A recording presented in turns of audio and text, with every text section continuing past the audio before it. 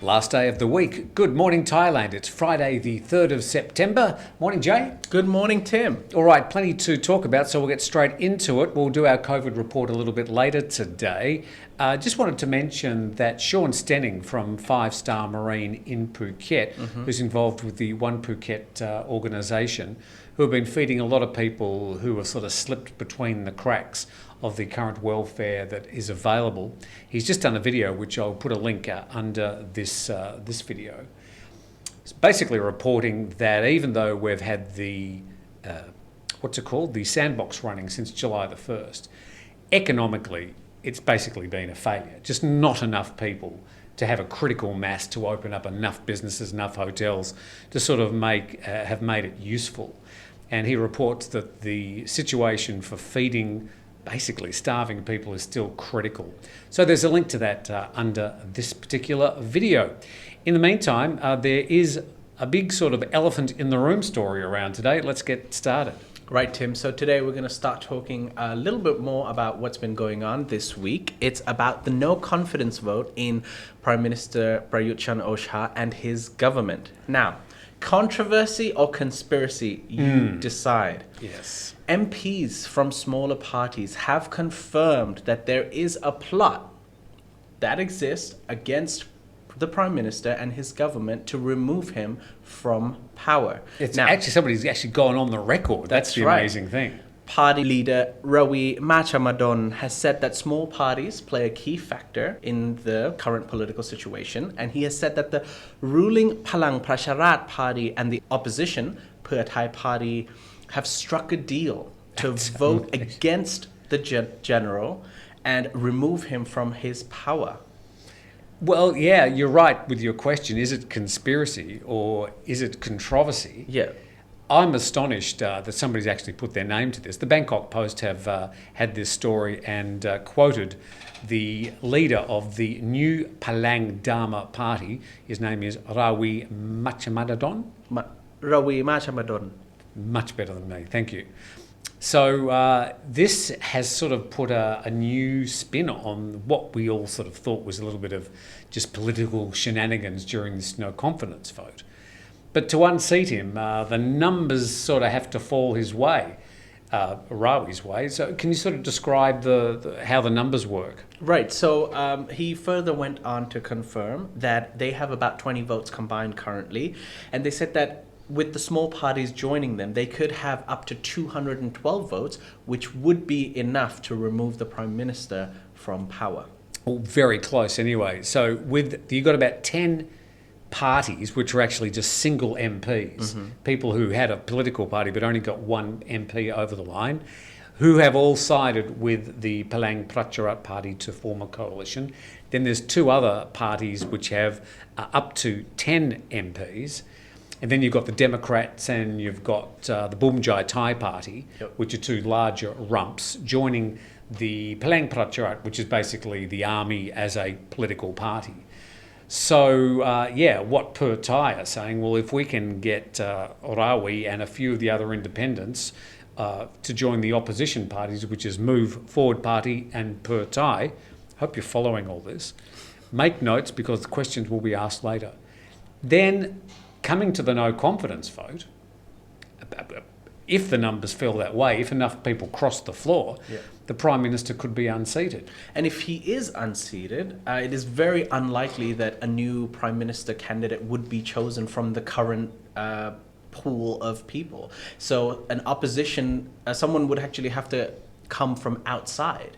So the mechanics are that if the Prime Minister is removed, personally I think that's unlikely. Yeah. That each of the parties would put up a candidate as a potential Prime Minister, and then they would vote. And they would need a majority to win. You'd have to get 50% of the vote plus 1. So that never happened in the past. None of the parties could put up an MP and get their vote over the line. So they voted in an outsider who happened to be the current Prime Minister at the time, Prayut Chan-o-cha, who became the new Prime Minister. So what would happen? Who are the candidates? I don't know. Anaton, the leader of Bumjai Thai, the public health minister, who's made no friends in the foreigner community, is probably the only one who's actually gone out to say that he has aspirations to be the Prime Minister one day. So you could get a situation where potentially the Prime Minister may lose the no confidence vote. Yeah. But then they'd say, oh, okay, we need an outsider. And so the Prime Minister would put his hand up, or the former Prime Minister, and probably get enough votes to get back over the line. I don't know. Which would just be a huge waste of time. Yeah, and so what happens if they can't nominate an outsider? Then I'm not sure what the political mechanisms are, but somewhere in the Constitution, in the fine print, on page 382, there'd be some mechanism. It would be that the Senate or the two houses of Parliament would have to get together and then vote for an outsider, or even the head of state may be involved. I don't know. Who could nominate a caretaker Prime Minister until the Parliament could find one. I don't know those mechanisms. Somebody who can read Thai and is interested in constitutional law may know more than me. And whoever the outsider is will have to get, votes from the PPRP and the Pheu Thai Party, because together they have about 250 votes. And then they'd have to move on to the smaller parties and MPs. And open up their wallets, potentially. Oh, did I say that?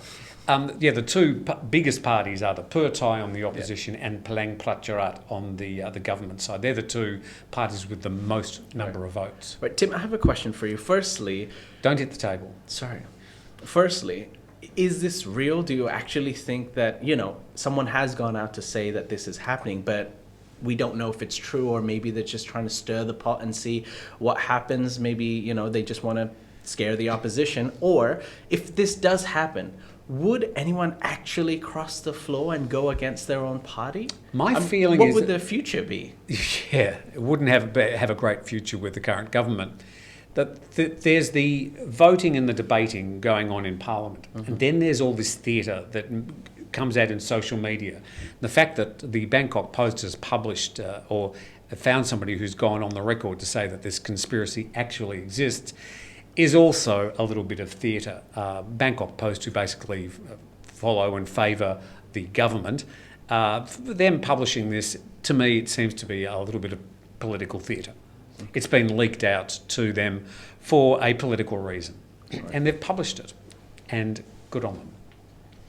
Anyway, so there, conspiracy or controversy. We'll probably know more today as the no confidence debate winds up and people will put their hand up. My gut feeling is that we'll wake up on Monday and nothing would have changed. But who knows? TIT. With that, some good news. Yes. You know the other program we do, Thaiger Bites, yes, where we read people's comments. Yes. It's got a sponsor. Yahoo! It is Coffee Culture, and their slogan is "Find the coffee roast you love most." Who are Coffee Culture? It's not a cafe, as you might think. Thailand's online marketplace to connect coffee lovers with local coffee farmers and roasters in Thailand. Who doesn't love coffee? Well, we have an ongoing problem with coffee on this program because we get in very early in the morning and it's very hard to find anybody who's making coffee except for the 7-Eleven over the road. Yeah. And I have to say, their coffee for 25 baht is very good. But then the people we usually get to deliver the coffee, they're not delivering it anymore. Yeah. Coffee Club. So where did you get it yesterday? Because that was okay. Where did I get it from? Yesterday. Are we going to say it out loud? Oh, no, don't. So anyway, finding a good coffee has been a problem for us. So welcome, Coffee Culture, to Thaiger Bites, and we'll have sort of Coffee Culture coffee mugs, I imagine. Thank you for getting involved. New merchandise. Caitlin's coming up with the national headlines from around Thailand. Then we're back to talk about our other talking point. It's got nothing to do with Thailand. Or news in general. It's got a lot to do with pop culture and maybe a surprise for a few of you. All coming up on Good Morning Thailand. Hi, it's Kate here with this morning's main news stories. Some politicians are accusing Prime Minister Prayut Chan-o-cha of handing out 5 million baht bribes to members of parliament to secure their support to vote in his favor at the end of the no-confidence debate against his government. Yesterday, the third day of the debate, a member of parliament claimed the Prime Minister had met privately with a group of MPs and handed over the 5 million baht payments, but Prayut says they were just seeing him to offer moral support. Members of an opposition party have requested officials immediately procure all surveillance camera footage from the third floor. A woman in Chonburi who was reported missing earlier this week says that while she was out shopping, she was arrested by fake police officers, detained in a dog kennel, and extorted for 50,000 baht. She says a black bag was put over her head while men drove her to the location she says was full of chickens and dogs. When she didn't come home from her shopping trip on Monday, her mother reported her missing. She says the men who were impersonating police officers told her that if they brought her to the actual station, the penalty for her crimes would be much harsher. The next day, the victim attempted to get money from her boyfriend but was only able to get 16,000 baht. The men holding her hostage agreed to let her go for that price. The Pattaya City Police raided a chicken fighting venue with 3 pit bulls on site and a number of dog kennels. Police arrested 4 men and charged them with impersonating police officers. A slight revision was made to the rules for entering and exiting Phuket, allowing people who live or work on the island to come and go more freely. The Phuket Vice Governor announced that a special permission letter to leave the island and re-enter will no longer be needed. While the revision makes things a bit more convenient for those who live and work on the island, entry rules are still strict. Everyone entering the island, except those under certain circumstances, must be fully vaccinated against the coronavirus and show proof of a negative result from a COVID-19 test. The now ousted Nakhon Sawan police station chief will face perjury charges for his statement on the cause of death of a suspect. The former superintendent of a district station is accused of demanding a 2 million baht bribe from the suspect and placing a plastic bag over his head, killing him. The officer, known as Joe Ferrari for his collection of luxury cars, said the suspect died after a sting operation and the death was written off as a drug overdose. But recent autopsy reports show that the suspect died from suffocation. The Deputy National Police Chief says perjury charges will be filed against the officer for his contradictory statement on the cause of death. Deputy Chief of the Region 6 Prosecutor's Office says that both the autopsy results and the CCTV footage confirm that the cause of death is suffocation. And those are the main news stories. Now back to the show. Friday's Good Morning Thailand, end of the week. I hope you've got a good weekend coming up. Now time to check today's COVID numbers, Jay. Right, Tim. So today in Thailand, we had 271 COVID-related deaths, 14,653 new COVID infections, which the number has gone down a bit lower. Unfortunately, the deaths has gone a little higher. 18,262 people have recovered and 159,800 people are currently still in care in field hospitals and hospitals across Thailand. So a lot of those numbers moving sort of in the right downward direction, but the number of deaths, is that a record number of deaths? It's pretty close. No, the record number of deaths is above 300. It was, I believe, on August the 13th. However, the COVID-related deaths, the number is still quite high, and unfortunately, it just doesn't seem to be going down as much as the COVID infections has been going down. All right, so moving from COVID, and you can catch up with all the latest news and numbers at thethaiger.com. Let's talk about something that I woke up to today. The first thing I saw on my Facebook feed was a new song by a pop group called ABBA. Now, ABBA, if you don't know, was a very popular Swedish group from the mid-1970s to 1982 when they broke up. 1982 is what, 39 years ago. Mm-hmm. And they've just released, they're in their 70s now? Yep. Just released a new, well, not a new song, 2 new songs they've released today. And they've recorded an album which is going to be released in November. All new music. Okay, so that's all right. You've seen the Rolling Stones and Kiss and all these old bands. They're still getting up there in the 70s and doing their thing, and they still draw crowds, and good on them. But ABBA, who were never really comfortable performing. They were musicians and they were writers and they were singers, but they never really looked 100% comfortable on stage. But we are going to see them back on stage. Yeah. But what they've done is they've been able to use this latest technology, I think it's called deep fake. Deep fake, yeah. Whereby they're putting the young 30-year-old faces of the ABBA crew, Bjorn, Benny, Agneta, and Frida. Frida, wow. Anna Fried, on their current body. So they're performing, but they're putting their old faces on. You can see some of these images that I've done screen saved off their video.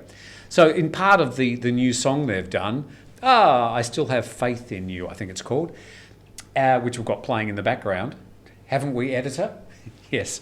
So, it looks like them performing like 40 years ago, but it's actually sort of computerized. Yes, and it's been recorded. So basically what they've done is they've used deepfake to look young. They've used holograms and lights to have the, 2021 proper show with the old effects as well. They have motion capture and performance capture. So they have actually been performing and capturing the emotions for a couple of weeks now, like 4 to 5 weeks. And they've used the help of 4 to 5 global studios. They've had up to 500 to 1,000 artists working on this performance, and they've captured it and they've made a show out of it. Lucasfilm are the people, George Lucas and his ILM company in San Francisco have sort of been behind a lot of the tech. Now, so that's interesting enough that we're going to see sort of 40-year-old, well, they were 30 at the time, performing 40 years later as themselves in the past. Is this sort of fake, or it's them, but it's a younger them? To me, it's mind-blowing. That's just part of it, because they're actually building an arena in London to do live shows next year. Now, the live shows are going to be these recreated characters as holograms, three-dimensional holograms, performing on a stage. So no matter where you're sitting in the arena, you'll be able to see them as three-dimensional characters performing on a stage. Yeah. It astonishes me that this technology has been developed, or this group, ABBA, who are now in their 70s, have dragged all this infrastructure together, brought all these bits and pieces of technology to recreate themselves. I think it is very exciting. Now, there's a lot of people who are going to be going, no, it's not them, it's not the real thing, it's fake, and but I think it is technology at its best, and it's going to bring a lot of joy to a lot of people. It is them, and I mean, ABBA are, You're how old? I'm 30. 30, okay. Yeah. So how do you know ABBA? Well, I mean, how do you not know ABBA? I mean... Was it Mamma Mia, the movie, that sort of relaunched them to you? Yes, to be honest, the first time I ever heard of the movie Mamma Mia and the play as well, I believe, right? Do they have a play? It was a play, yeah. Yeah. So, I heard their songs, and they're very catchy and they're amazing. And then I asked my parents, like, oh, they sound like an old... I heard that they're an old band. Do you know them? And they're like, of course we know ABBA. And that's how I kind of discovered them.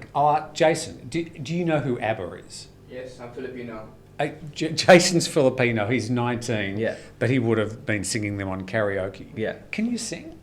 No. I sort of suspected that. Well, I feel like they're eternal. Everybody knows bands like Beatles, bands like ABBA's, because they don't just have one hit. They've got, series of hits. I mean, you've heard their songs in movies, you've heard their songs in karaoke's, you just can't get away from ABBA. I mean, they're an amazing band. What ABBA did is they kicked off a whole generation, actually a couple of generations of Swedish pop music. And it would be difficult to look at the last 30 years of pop music in the world without the Swedes. Because the person who's written most pop songs, or has had most #1 pop songs in the past 30 years, is a Swedish person that most people would have never have heard of. His name is Max Martin. But he's been the writer for Celine Dion, Backstreet Boys, Westlife, Britney Spears, Oops, I Did It Again. I mean, Justin Bieber, he's had songs written by Swedish writers. So the Swedes have been very important in pop music for the past 30 years, although sort of in the background, whilst you've got the American or British or whoever performers in front of the camera, it's a lot of Swedish production and writers in the background. So ABBA kicked that off.